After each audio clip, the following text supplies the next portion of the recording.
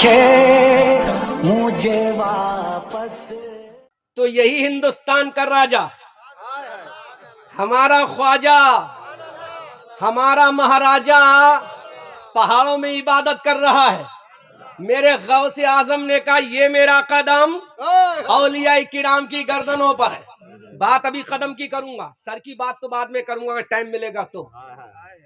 Baghdad کی مسجد جامع میں کہتے ہیں میرا یہ قدم اولیاء کرام کی گردنوں پر ہے. اتنا پاورفل غریب نواز اپنا سر جھکا کر اعلان کرتے لا بل علی عینی و راسی یا عبد القادر جیلانی، اے میرے غوث عبد القادر جیلانی تمہارا یہ قدم تمام اولیاء کرام کی گردنوں پر ہوگا. لیکن ہندوستان کا راجا کہتا ہے، ہمارا خواجہ کہتا ہے، ہمارا مہاراجا کہتا ہے عبد القادر جیلانی سب ولیوں کی گردنوں پر آپ کا قدم ہوگا، لیکن آپ کا قدم میرے سر پر بھی ہے، میری آنکھوں پر بھی ہے، میرے دل پر بھی ہے. بریلی کا شہنشاہ بولا یہ دل، یہ جگر، یہ آنکھیں، یہ سر، جہاں چاہو رکھو قدم غوث اعظم. سبحان اللہ، سبحان اللہ. اندازہ تو کرو، یہ دل، یہ جگر، یہ آنکھیں، یہ سر، جہاں چاہو رکھو. ہندوستان کا راجا یہ کہتا ہے جہاں چاہو رکھو قدم غوث اعظم. اب اندازہ کرو ہماری آواز دور تک پہنچانے کے لیے کیا لگایا؟ ساؤنڈ سسٹم لگایا تاکہ آواز دور تک جائے. ساؤنڈ سسٹم کی ایجاد 100-200 سال پہلے کی ہے، اس سے زیادہ پہلے ساؤنڈ سسٹم نہیں. کہاں ہندوستان، کہاں بغداد، کہاں خراسان، کہاں بغداد، نہ یہ مائک، نہ یہ چیمبر، نہ ایکو، نہ ساؤنڈ سسٹم. اے خواجہ آپ کے کانوں نے سن کیسے لیا؟ بول تو بغداد میں رہا تھا، اور بغداد میں بھی چوراہے پر نہیں، صحرا پر نہیں، روڈوں پر نہیں، مسجد کے اندر. کس کے اندر؟ مسجد کے اندر. تو اے میرے خواجہ یہ سن کیسے لیا؟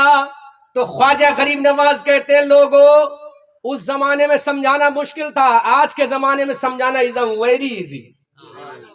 آج کے زمانے میں سمجھانا 21ویں صدی ہے، سائنس کا زمانہ ہے، اور سائنس آج اتنی ٹیکنالوجی آگے بڑھ چکی ہے کہ انسان کو حدیث کے حوالے کی ضرورت نہیں، سائنس کے حوالے کی ضرورت ہے. کس کے حوالے کی ضرورت؟ سائنس کے حوالے کی ضرورت ہے. سائنس یہ کہتی ہے جب انسان بولتا ہے اس کی بات ہوا میں بکھر جاتی ہے. ترنگوں کے ذریعے جس ترنگ کو ہم نے مائک استعمال کر لیا اس کے ذریعے دور تک پہنچ جاتی ہے، ایک انسان کی آواز دوسرے تک پہنچ جاتی ہے. اب بغداد والے شہنشاہ کے آقا رسول ذی وقار کہتے ہیں جب بندہ اللہ سے لو لگا لیتا ہے، اللہ کا محبوب بندہ بن جاتا ہے تو اس کا مائک کوئی اور نہیں ہوتا ہے. ارے سننے کی طاقت کان تو غریب نواز کے تھے، سننے کی طاقت پروردگار عالم کی تھی. اللہ نے اعلان کر دیا عبد القادر یہاں اعلان کرنا تیرا کام ہے اور اجمیر کے خواجہ کو سنوانا میرا کام ہے. اللہ اندازہ کرو جب یہ شان اجمیر کے خواجہ کی ہے جو غلام ہے سرکار غوث کا، تو اندازہ کرو سرکار غوث کا مقام کیا ہوگا. اعلیٰ حضرت اسی لیے فرماتے ہیں سر بھلا کیا کوئی جانے کہ ہے کیسا تیرا، اولیاء ملتے ہیں آنکھیں وہ ہے تلوا تیرا.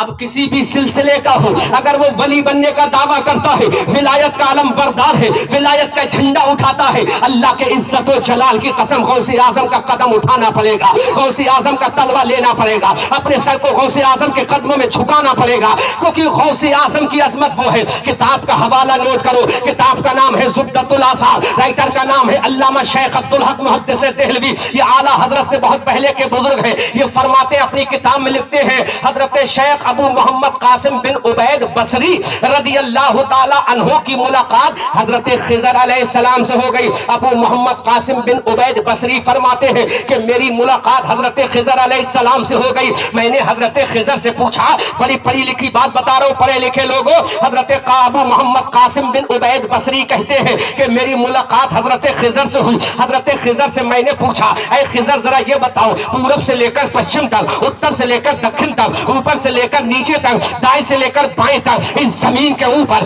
اس آسمان کے نیچے کوئی اللہ کا ایسا بندہ بھی ہے جس کی اجازت کے بغیر، جس کی مہر کے بغیر، جس کی مرضی کے بغیر، جس کی منشا کے بغیر اللہ کسی کو ولی نہیں بناتا؟ حضرت خضر علیہ السلام نے مسکرا کے جواب دیا، اے قاسم بن عبید بصری سنو سنو، پوری زمین کو میں نے دیکھا ہے، پورب کو میں نے دیکھا، پشچم کو میں نے دیکھا، اتر کو میں نے دیکھا، دکشن کو میں نے دیکھا، اوپر کو میں نے دیکھا، نیچے کو میں نے دیکھا، بغداد کو میں نے دیکھا، کوفہ کو میں نے دیکھا، یثرب کو میں نے دیکھا، مدینہ کو میں نے دیکھا، مکہ کو میں نے دیکھا، طائف کو میں نے دیکھا، بھارت کو میں نے دیکھا، چائنا کو میں نے دیکھا، جاپان کو میں نے دیکھا، یوگوسلاویا کو میں نے دیکھا، اسپین کو میں نے دیکھا، جرمنی کو میں نے دیکھا، شمال کو میں نے دیکھا، جنوب کو میں نے دیکھا۔ حضرت خضر کہتے ہیں ابو محمد قاسم بن عبید بصری، اس آسمان کے نیچے، اس زمین کے اوپر اگر کسی کی اجازت کے بغیر اللہ کسی کو ولی نہیں بناتا تو وہ کوئی اور نہیں ہے، بغداد کا شہنشاہ عبد القادر جیلانی ہے۔ اعلیٰ حضرت فرماتے ہیں تو حسنی تو حسینی کانا محی الدین ہو، اے خضر مجمع بحرین ہے دریا تیرا۔ نعرہ تکبیر، نعرہ رسالت، غوث کا دامن۔ کتاب کا حوالہ موجود ہے، نیٹ پر کتاب موجود ہے، زبدۃ الاثار، کتاب کا نام کیا ہے؟ لکھنے والے کون ہیں؟ علامہ شیخ عبدالحق۔ دوسری کتاب ہے بہجۃ الاسرار، لکھنے والے ہیں شیخ ابو الحسن شطنوی الشافعی۔ دونوں کتابوں میں لکھا ہے حضرت خضر نے کہا اس زمین کے اوپر ایک ہی فرد احباب ہے جس کی مہر کے بغیر، جس کی مرضی کے بغیر، جس کی منشا کے بغیر اللہ کسی کو ولی کہا۔ وہ کون ہے؟ کہا وہ عبداللہ سومئی کا نواسا ہے، سبحان اللہ، سبحان اللہ۔ موسیٰ ابو صالح جنگی دوست کا لخت جگر ہے، ام الخیر امت الجبار سیدہ فاطمہ کا بیٹا ہے، امام حسن مصنع کا لخت جگر ہے، باپ کی طرف سے حسنی سید ہے، ماں کی طرف سے حسینی سید ہے۔ سبحان اللہ، اللہ اکبر۔ اندازہ کرو، یہ شان ہے غوث اعظم کی، یہ عظمت ہے غوث اعظم کی، یہ محبت ہے غوث اعظم کی، یہ ولایت ہے غوث اعظم کی، یہ قطبیت ہے غوث اعظم کی، یہ فردیت ہے غوث اعظم کی، یہ غوثیت ہے غوث اعظم کی، یہ شان ہے غوث اعظم کی، یہ جلال ہے غوث اعظم کا، یہ کمال ہے غوث اعظم کا۔ اب میرا غوث اگر جلال میں آ جائے تو اعلیٰ حضرت فرماتے ہیں الاما قہر ہے، اے غوث وہ تیکھا تیرا، اور مر کے بھی چین سے سوتا نہیں، مارا تیرا۔ سمجھ میں آ رہا ہے؟ اتنی مضبوط کتاب کا حوالہ دیا ہے کوئی مولول ملا بھی نہیں، کہ جو ملا پہلے زمانے میں بڑے بڑے علماء کو ملا حسن، ملا جیون، ملا ستون، ملا جلال کو کہا جاتا تھا، لفظ ملا کی بھی تو یہ مولول ہے نا، بلکہ میلوے کہا جائے۔ ہمارے یو پی میں ایک چھوٹی سی مچھلی ہوتی ہے، بہت چھوٹی سی مچھلی، اس کو میلوا کہا جاتا ہے، بہت چھوٹی سی ہوتی ہے، یہ تو اس سے بھی کم تن ہے ظالم۔ دیکھو غوث اعظم کا مقام دو، جن کی اجازت کے بغیر اللہ کسی کو ولی نہیں بناتا، تو کیا اللہ غوث اعظم کا معاذ اللہ محتاج ہے؟ بولو، وہ تو خود کہتا ہے اللہ الصمد، اللہ بے نیاز ہے۔ پھر غوث اعظم کی ولایت کی ضرورت کیا، اجازت کی ضرورت کیا، مرضی کی ضرورت کیا؟ اللہ فرماتا ہے تم جانتے نہیں، ہم نے وعدہ کر دیا ہے جو ہماری بات کا لحاظ کرے گا ہم اس کی بات کو اونچا رکھیں گے، اس کی بات کو۔ کیا تم نے ہمارے قرآن کو پڑھا نہیں؟ فذکرونی، تم میرا ذکر، اذکرکم، میں تمہارا ذکر کروں گا، فذکرونی، تم میرا ذکر کرو، اذکرکم، you remember me, I remember you in the world, میں تمہیں دنیا میں بھی یاد کروں گا، ان اسکائی آسمانوں میں بھی یاد کروں گا، ان ڈومز ڈے قیامت کے میدان میں بھی یاد کروں گا، ان جنت جنت میں بھی یاد کروں گا۔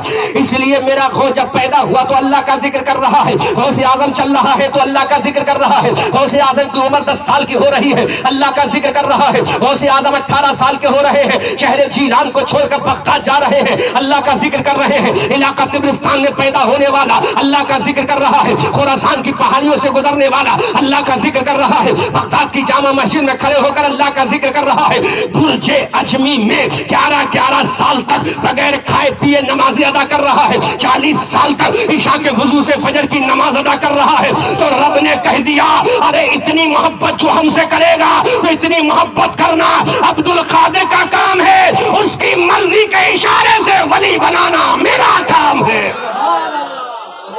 اللہ غور کرو، اس کی مرضی کے بغیر اللہ کسی کو ولی نہیں بناتا۔ ایک حوالہ کمپلیٹ، اب دوسرا حوالہ، کیونکہ پڑھے لکھے لوگ بیٹھے ہیں یہاں، ورنہ تو اسی میں اتنے فلسفے بیان کرتا ہے پورا وقت اسی میں ہو جائے، لیکن نہیں، پڑھے لکھے لوگ بیٹھے ہیں، پڑھے لکھے لوگ بیٹھے ہیں۔ 511 نوٹ کرو، 500 ہجری ہے، 511 جنگل سے بغداد میں غوث اعظم تشریف لا رہے ہیں۔ کہاں سے؟ جنگل سے۔ کہاں پر آ رہے ہیں؟ بغداد میں۔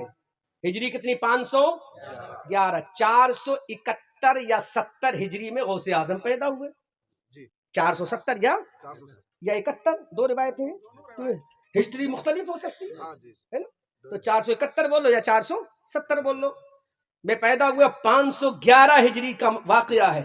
غوث اعظم بغداد میں آ رہے ہیں جنگل سے، ننگے پاؤں ہیں۔ بہت پڑھی لکھی بات بتا رہا ہوں، بالکل مزہ آ جائے گا سن لو گے۔ 511 ہجری میں سرکار شہنشاہ بغداد تشریف لانے بغداد میں، راستے میں ایک شخص ملا، اس نے کہا عبد القادر لفٹ می پلیز۔ یہ واقعہ بہت سنا ہوگا، لیکن میں اس میں سائیکلوجی چیز اور بہت ہی لیٹسٹ چیز بیان کر رہا ہوں جو میری اپنی ریسرچ ہے، اپنی تحقیق ہے۔ لفٹ می عبد القادر، اٹھاؤ مجھے۔ میرے غوث نے اٹھایا، جیسے ہی اٹھایا چہرے پر رونق آ گئی، جسم میں طاقت آ گئی، ہونٹوں پہ لالی آ گئی، گالوں پہ شادابی آ گئی، آنکھوں میں چمک آ گئی، پیشانی میں دمک آ گئی، اور بڑھاپے میں جوانی آ گئی۔ اب یہ سفید داڑھی والے بولیں گے ہمیں بھی کوئی جوان کر دے پھر سے،